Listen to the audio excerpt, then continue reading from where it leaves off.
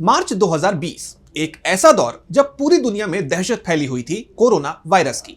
पूरी दुनिया के लोग घरों में कैद हो गए थे, लॉकडाउन लगा हुआ था। उस वक्त किसी भी शख्स के संपर्क में आना भी गुनाह महसूस होने लगा था। उस दौरान तबलीगी जमात पर जानबूझकर कोरोना वायरस को फैलाने के आरोप लगे थे। यह आरोप किसी की जान लेने के आरोपों के बराबर ही देखे जा रहे थे, जिस पर काफी लंबे वक्त तक विवाद चला। लेकिन अब इस मामले में दिल्ली हाईकोर्ट का फैसला आ गया है, जिसके बाद तस्वीर पूरी तरह से साफ हो गई है। तो क्या है कोर्ट का फैसला, जानेंगे इस रिपोर्ट में। वैसे तो कोविड का वो दौर कोई भी याद नहीं करना चाहेगा, लेकिन अब एक बार फिर उसकी चर्चा हो रही है। इसकी वजह है तबलीगी जमात। कोविड-19 महामारी के समय में आपने तबलीगी जमात का नाम जरूर सुना होगा। अंतर्राष्ट्रीय मुस्लिम मिशनरी समूह तबलीगी जमात के लोगों पर कोरोना फैलाने के आरोप लगाए गए थे। कई नेताओं ने इस समूह पर कोविड की स्थिति को और बिगाड़ने का, स्वास्थ्य आपातकाल बढ़ाने का आरोप लगाया था। खासतौर पर बीजेपी नेताओं के तबलीगी जमात को लेकर तीखे बयान सामने आए थे, जिसके बाद दिल्ली सरकार ने 950 से ज्यादा विदेशी नागरिकों को काली सूची में डाल दिया। उन पर दिल्ली स्थित जमात के मरकज में एक धार्मिक कार्यक्रम में भाग लेकर आपातकालीन नियमों का उल्लंघन करने का आरोप लगाया गया था।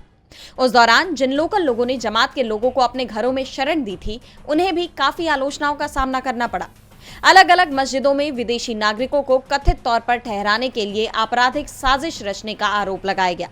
ऐसे 70 लोगों के खिलाफ चार्जशीट दायर की गई थी, लेकिन अब इन चार्जशीट को रद्द कर दिया गया है। इस घटना के 5 साल से ज्यादा समय बाद अब दिल्ली हाईकोर्ट का इसे लेकर फैसला आया।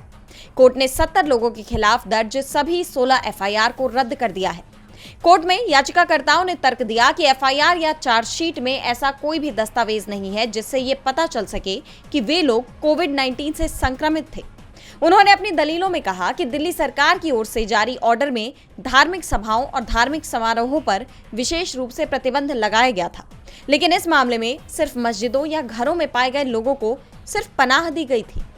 इस मामले में निराधार आरोपों को बढ़ा चढ़ाकर पेश किया गया है और अब जस्टिस नीना बंसल कृष्णा की बेंच ने बड़ा फैसला सुनाते हुए ये चार्जशीट रद्द कर दी है, जो याचिकाकर्ताओं के लिए तो बड़ी राहत है, लेकिन सरकार के लिए बड़ा झटका माना जा रहा है। डीबी लाइव दिल्ली की रिपोर्ट।